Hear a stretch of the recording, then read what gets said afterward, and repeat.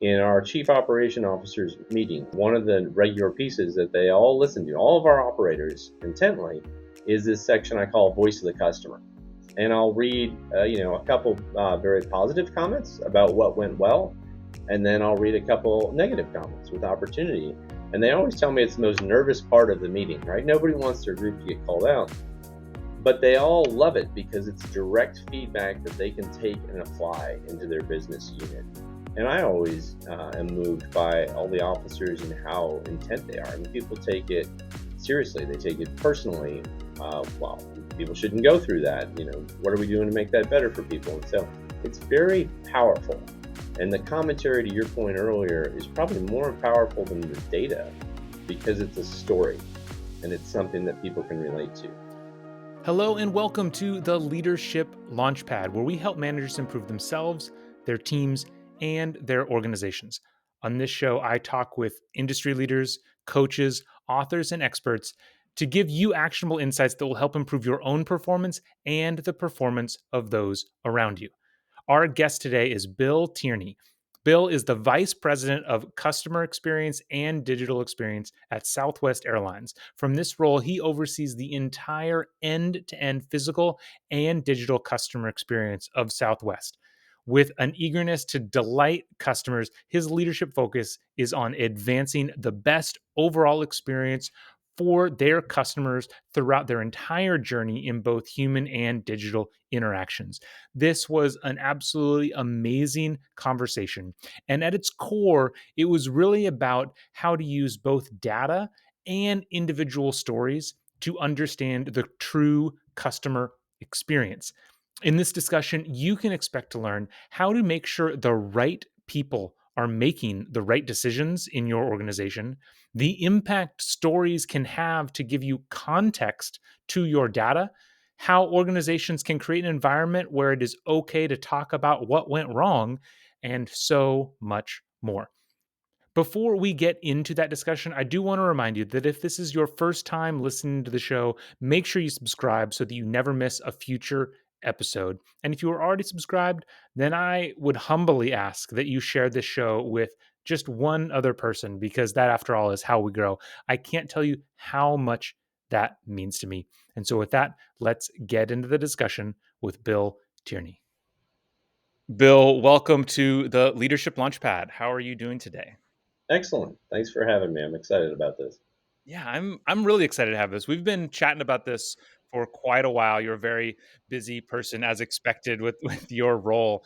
And you know, since we first started chatting, one thing that I wanted to kind of start with, though we can't get into tons of specifics, is Southwest has announced, honestly, what seems like one of the bigger changes of recent times, probably for the airline. In you've changed kind of how seating is done in planes. I know you can't speak specifically, but you are responsible for customer care, customer experience. And I know, at least according to the announcements, this was a very customer driven decision.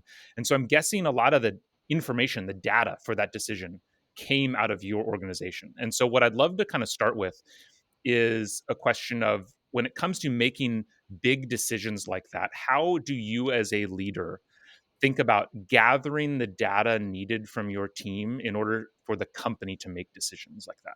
Sure. Well, anything like that's definitely a cross-functional effort with a lot of colleagues that you have close partnerships with, and it is customer-led. Nearly everything we do is driven by customer data and insights. That's the way it's been since I've been here about 21 years, and the way it's been here for over 50 years. When I think back to the decisions we made, this is one of the bigger ones. And yes, you look into the research. You want to know how your different sort of customer segments feel about what you're delivering today. Have things evolved? And one thing that I'm very proud of is Southwest has always adapted, and we've always sought to listen to the customer, understand what they mean, and then take the action that's needed to be responsive. And that is data driven, and it's data. It's both qualitative and quantitative, and it's repetitive and it's Yeah. iterative and it's refining. And so pulling that story together and working with several officers across the company, it's a fun exercise. How does that process even start? You mentioned it's repetitive and iterative. Do you start where you you get kind of a hint of some kind of signal in the data and then you dive deeper? Was it, I guess I always, especially for big changes like that, I always wonder how the momentums even get started for a big change like that. Sure. Well, you're watching industry trends for one Okay. thing, and then we survey our customers every day. So there's Sure. thousands of responses that are coming in, and you can identify friction points. And one of the things that I do is I look at open-ended comments on a regular basis and try to get the Mm. context. I think that goes back to my days working in customer care and Hmm. responding to inquiries from customers. But they give you a pretty regular pulse, and then you sort of establish. I think you move from the inner loop of listening to the outer loop and say, hey, is there something here? And has something changed industry wide with respect to people's preferences or even beyond the industry? I think coming out of the pandemic, there's a lot of different preferences from people. And so it was probably a time where several businesses were hyper focused on research and how they adapt and how they respond to evolving customer needs. So it's a regular practice. Yeah, it's interesting that you mentioned open comments. The first Yeah, thing I think of when I think of analyzing data is I think of numbers and charts and that the very hard numbers. What makes you start? Does that get what do open comments give you that I don't know the like raw numbers don't give you? sure. Oh, they give context, which to me Okay. is always very important. And I think that that's Um, I'm a big believer that everyone's experience is unique. Every employee's experience is unique. And without the context, I don't think you really know what to do. You can sort of identify, well, this issue, a trend or opportunity is a trend, but what is it that people want? What's the friction point or what's the opportunity to make it better? And by reading the comments, one, to be responsive to the customer immediately, you need to know what's going on. And I think to establish the pattern of what the opportunity really is that exists is through the context of the comments. Interesting. I'm years ago. I remember about a study, and I wish I could go find it. I need to use ChatGPT or something to find this study from years ago, where there was a an elementary school that was really rigorous about data that they were collecting on all the students in order to improve how the teachers operated. And when they started doing it, literally all of the data was collected on note cards and kept in like a closet. And Yeah, so, in order to do anything with it, the teachers would spend hours and hours in this closet, kind of like rifling through all these bits of data to kind of figure out what it all meant. And somebody came in and they said, oh, we can clean this up, let's automate this all, let's put a system on it, let's gather it all electronically, and then with a snap of our fingers we can create all these charts and know what to do. And what they found, the key thing of the study, is that the most important thing about the data was actually the teachers themselves spending time immersed in the data. And so when you tried to automate it all the gains that they were getting in terms of improved outcomes went away, because it was really, you had to kind of be in it, understand, to gather, kind of to your point, I think, the context of it all. If you're just looking at charts, you don't have the context necessary to make informed decisions necessarily. And it sounds like that's, I mean, because I hear open comments and I think that's got to be kind of an immersive thing to really try to get insights from it. Is that it is. And I love your example. It makes me think of an example we have where, we've never had more data or more insights or Yeah, more I bet. reporting. But you bring up a wonderful point that you first have to sort of synthesize it, and then you have to couple it with the expertise. So I love your example about the Mm, teacher. And the example I'll give to you is, hey, we can run all the reports we want in headquarters about what our experience is like in Denver in the airport. But one of the best people equipped to do anything with it, to make it actionable, and to have the context of the why locally is the station manager there or station mm, leader in Denver. yeah. And so our goal is to make the information digestible enough, but at the end of the day, the people who are going to take action have to be immersed in it. To your point, I think that's an excellent example. Yeah, that's a really great point and really interesting. I'm sure from your perspective, yeah, you particularly have the ability to like draw up all this information from everywhere. And I think kind of what you're speaking of is, I hear this a lot in some of the conversations that we've had. We've had whole episodes on that disconnect between kind of the people on the ground and leadership, of somewhere there's just this lack of understanding of what's going on. And it sounds like for you, one of the ways you bridge that is you're gathering that data, you're helping create kind of the tools and the infrastructure to then feed back to the closer to the frontline folks who can make potentially more relevant decisions.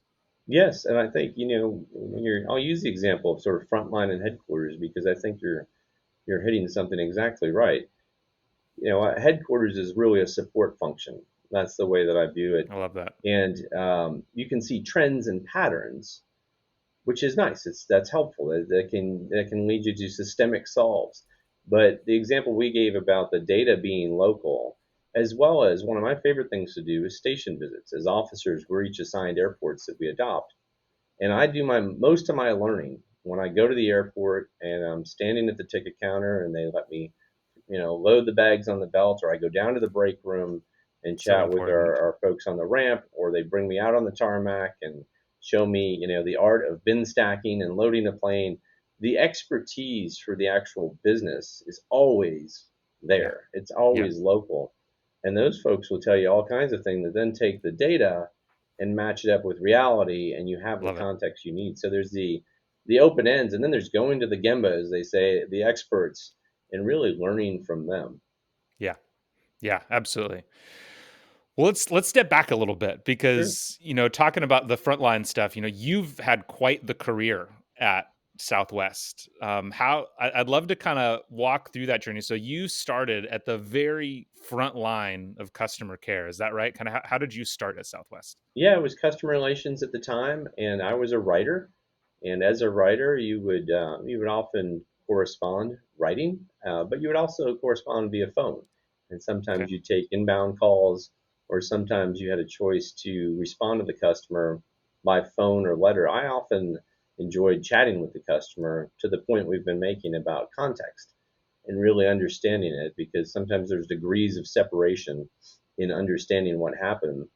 And then from there, I went into revenue management and pricing, where really learned the core business, this sort of traffic and revenue analytics and how we produce revenue as a company, and found that insightful. And moved into marketing in a similar role. It was analytical. I guess analytics is sort of a home space for me. Yeah. And then got to do a variety of different roles in marketing, branding, communications. I was the chief of staff for the CMO, a lot of different roles. Marketing was a great place to work. And then more recently, I led the customer experience and digital teams. And then even more recently, I'm leading the customer experience and the data customer center of excellence team. So Yeah. it's one of the many benefits of Southwest is you can move around and learn a lot. Yeah, and honestly, that's not the kind of thing that you see at a lot of organizations these days, which is amazing. When thinking back to that kind of first jump, it's interesting. So you went from, you're interfacing directly with the customer into a role where, as you put it, you kind of learned more about the bigger business of how we make money, which I feel like is almost like the two ends of the spectrum, like in a lot of companies. What did you learn kind of from that jump? Is there anything in particular that you remember, like aha moments or things like, oh, that's why we do it this way? Once you kind of learned the bigger picture about revenue generation, or just how the business ran. Yeah, each stop has definitely filled in a piece in the puzzle for the Yeah. bigger picture. In customer relations, what I learned was the sort of core curriculum of who we are, what we stand for, and how we back it. And that gave me a sense of pride every time I responded to the customer, because we did what we'd say we do. And we'd had reasons, and they were good reasons. There were reasons for the customer or for the greater good.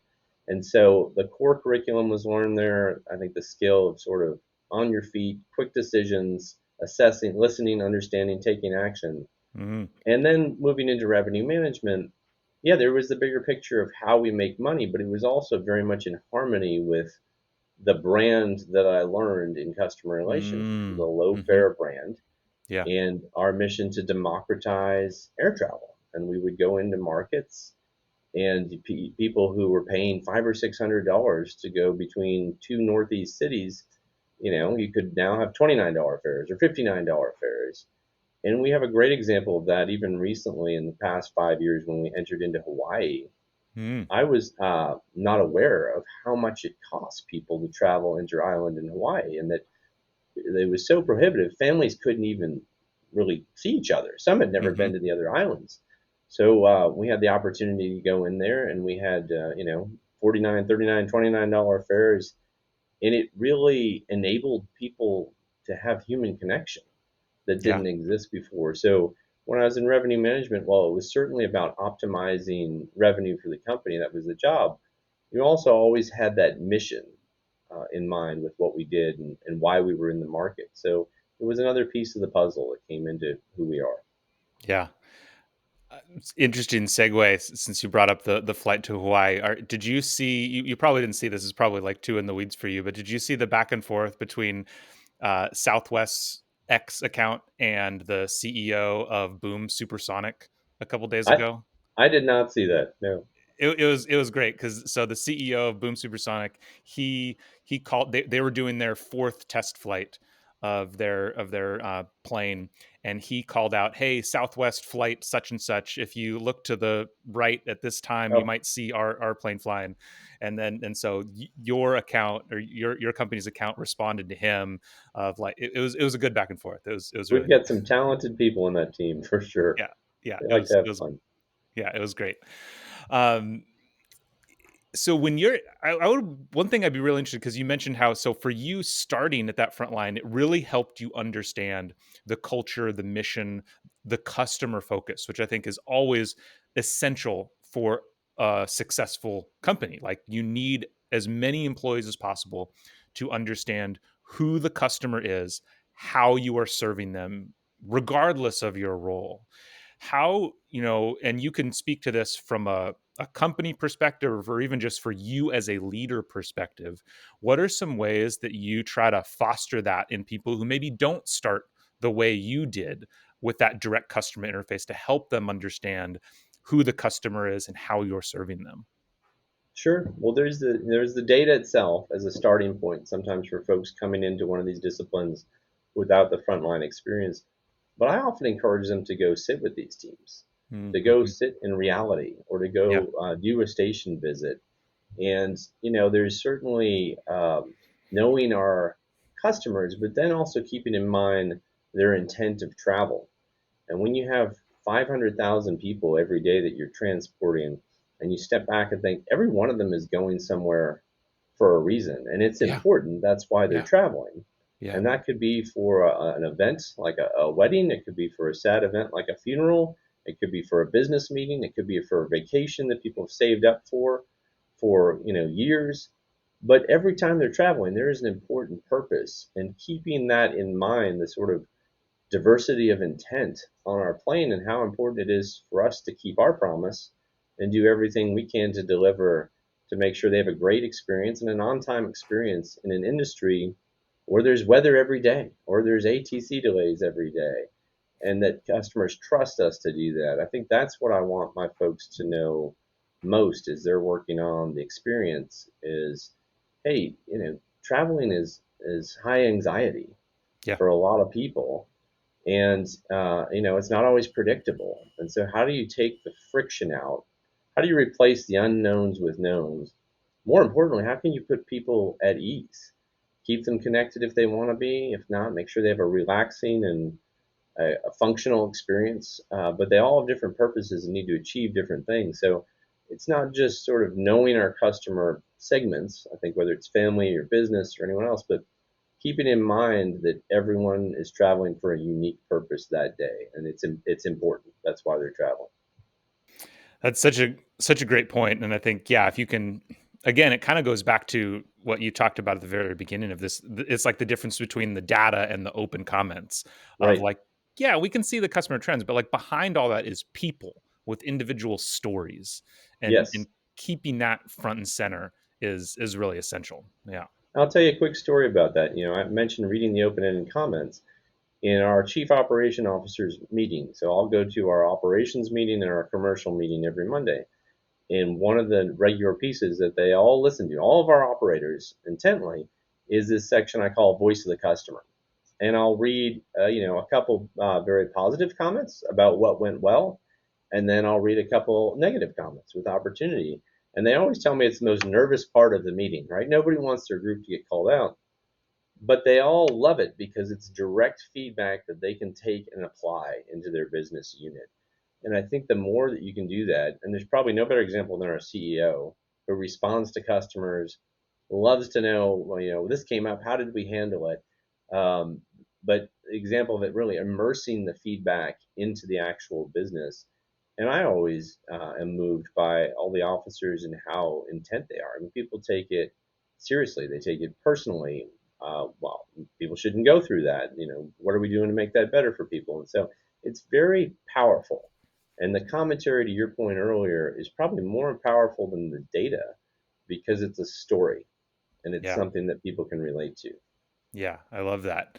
You mentioned kind of the tension that can happen at the nerves of some of the senior leaders in that moment because they don't want the bad story to be about their team. Is there anything in particular that is done or that has been done to create an environment where that's okay, where you're where the leaders are able to kind of push through that nervousness and still want to share the stories? Because I can imagine kind of, especially when an initiative wants to get started, leadership being like, oh no, no, let's not talk about that right now, we can talk about that Yeah. some other time. How do you create that environment or keep that environment alive? Well, I credit the leadership of the company, the officers that I work for, my colleagues, because that's an environment we all participate in. We believe in radical transparency. And if your end mission is to be the best and be the best for the customer, we know that that feedback is truly a gift. So people are no one likes to get called out, or I think more than anything, it's just disappointment that we didn't come through in some of those cases. But a culture of fast failing, that's something I've certainly appreciated working with the digital team. You have to test and learn, or we as leaders, I know, with your experience as well, you become a good leader really by failing, not Yes. necessarily by succeeding. And I Yes. think that's the environment we have is, wow, that's just more opportunity. That means we can be that much better. And we've all been through it. So it's not, while it can be uncomfortable, it's not awkward, I guess is the way I'd say it. Yeah, excellent, that's good. I think that's a good way to put it. Yeah, I like that. So as you going back kind of to your story of as you've been kind of growing in the company, you've obviously grown. I mean, I can only imagine kind of your span of control at this moment. What are some of the biggest things you've had to kind of improve about yourself as you've taken over these bigger teams, more diverse teams in terms of what their responsibility is? How have you had to adjust as you've grown? Sure, constant learning. I mean, everything I've moved into, it's not as if I was an expert in that area. Um, in the past year and a half, I've had to learn a lot about Wi-Fi on the planes and the Yeah, satellite system and everything yeah. else. And so you've got to be open to learning. You've got to be open to feedback. I keep this mind map. It's actually on my desk with me that an employee gave to me probably a decade ago. I was doing what we call a skip level meeting where Hmm. you meet with different employees you don't get to see as often. And she had brought in this mind map from a class she took at our Southwest University, and it was all about trust at the center, and then there were these sort of spokes on it. And what she wanted me to know was that the commonality in the spokes was all about authenticity and leadership. Hmm. And one, she was being very complimentary, but I also took it to heart of how important that is. I think a lot of people are taught that, well, you can't be vulnerable or leaders need to know everything. And Yeah, that's never been less true than it is now. I think you've got to be yeah, able to connect with people. yeah. And so I think you've got to be able to learn, you've got to be open to feedback from your people who care about you. And then you've got to constantly improve how you communicate. And I will tell you this, I even through college, it wasn't a strength of mine or a desire to have the stage or to be the one talking. I felt comfortable in a symposium, but to get up on a stage and give a speech was terrifying to me. Yeah. And it was actually through feedback. We were doing these 360 surveys, and some of the feedback I got is people wanted more inspiration. They wanted me to get up Hmm. and talk, and I knew I had to work on it. And so I got a few different mentors who I thought were excellent speakers. Learn some techniques, but at the end of the day, it comes back to just being yourself. and being authentic, as you know, with your podcast work and all the great work that you do. So I think the communication has been a constant focus, and it comes in so many different forms. As a leader, it comes in one-on-ones. Through the pandemic, it became more digital, connecting with a lot of different ways. It comes in speeches to hundreds and hundreds of people, and it comes in the moments when you pass them in the hall and you identify that something's weighing on that person. Come on into my office for a few minutes. Let's have a chat. It's a constant sort of assessment of trying to be in tune, I think, with your people, whether they report directly to you or you run into them on the aircraft when you're traveling. So communication, learning, being open to feedback, and then improving communication would be three things I think are a constant focus as you're changing your roles. Yeah, that's interesting. Yeah, and especially that communication piece, I think, from your perspective as being part of that, kind of responsible for the company's communication as well. Obviously, it's a key part of your role. But when did I'd just be interested in, like, when did that kind of inspirational piece kind of start to pop up in your career as like a need, that a skill that you needed to develop? Was it pretty early on, or did it kind of come up a little bit later as you got into the more kind of higher level roles? It came in later. I think it was honed early on. It's a very supportive environment, Yeah. and I've taken some of the practices that I was able to experience as an employee, and I put people in situations where they're going to have to do these things, and they know I'm behind them. I want Yeah. them to succeed. My folks, oftentimes when I do those skip levels and I do their sort of performance plan, one of the things I'll always ask them is, what strength are you going to amplify, and what fear are you going to conquer? I need one of Ooh. those, one each for everybody. And a lot of times that fear is public speaking. And so I said, well, you know what we're going to do about that? You're going to be running the next department meeting or this or that. And they feel the love and they feel people wanting them to win and getting around them and helping them prep. And so it becomes less about them being on the stage and more about them being supported by a community. And Yeah. for me, I think I had a couple experiences probably midway through the career where, well, I need to do this. This is something I need to work on. And so it's for them, not me. And so I need to do a really good job. I need to do a Yeah. good job because they deserve a good job.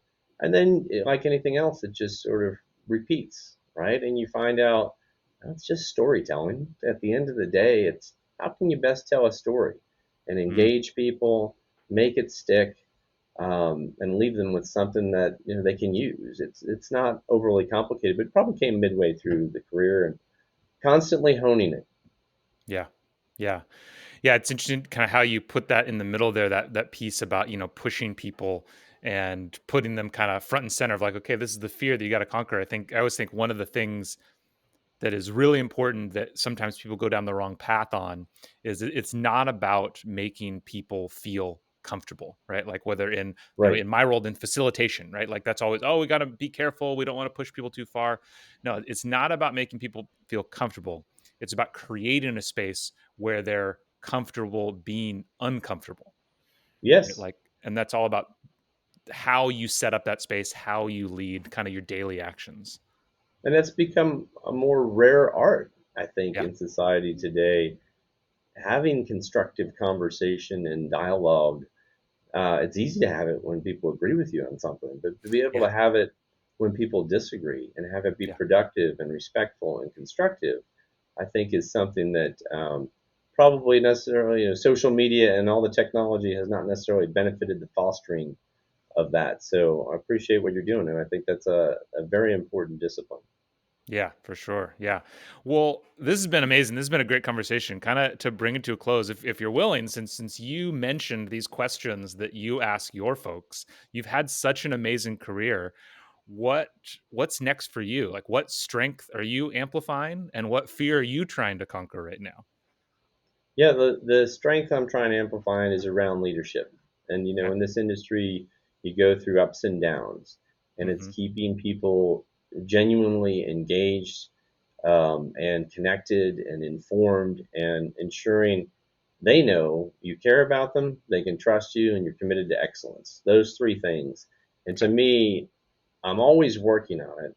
and I probably always feel like I'm failing it. I love leading people, and at night I'm one of those people who, when the head hits the pillow, I start processing, and I'm thinking, oh, it was so and so's birthday tonight. Okay, I covered that. I wonder how Yeah. so and so's sister-in-law is doing, who's going through cancer.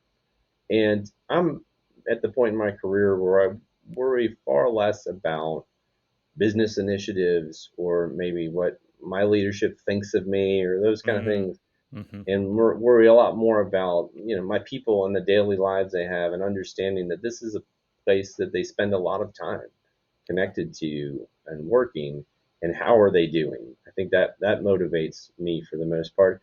It's a strength I'm working on. It's also probably the fear that I have, is that my folks might ever get the impression that I don't care about them or that I'm not Yeah. interested in their Yeah. development. And so I try to be very intentional about that on a regular basis. But of course, the more people you have, it's harder to do. So it becomes more of, hey, every interaction you have, be intentional about it. Yeah. I'm sure, yeah, as that span of control increases, Mm-hmm. every interaction is all the more essential, I'm sure. Well, Bill, this has been a tremendous discussion. I really enjoyed it. I know you Likewise. have, I'm sure, especially for your organization, you have a lot of change that you're going to be working through over the coming months. So I wish you the best of luck with that. As I mentioned Thank before, you. before we started, I've been flying Southwest a lot lately, and it's been great for me. So thank you so much for that, and thank you so much for being on the show. Well, we appreciate your loyalty. We don't take it for granted. And I appreciate the time today. It's been a lot of fun. Thanks for having me. Absolutely. Thank you so much for listening to today's show. If you are looking for help turning your organization's great engineers into great managers, me and my team at Better Everyday Studios would love to help. We deliver targeted and interactive training workshops that are designed to help build the 3 fundamental skills of any new manager: building trust, giving feedback, and setting goals. Reach out to me through matt@bettereverydaystudios.com so we can start making your organization better every day.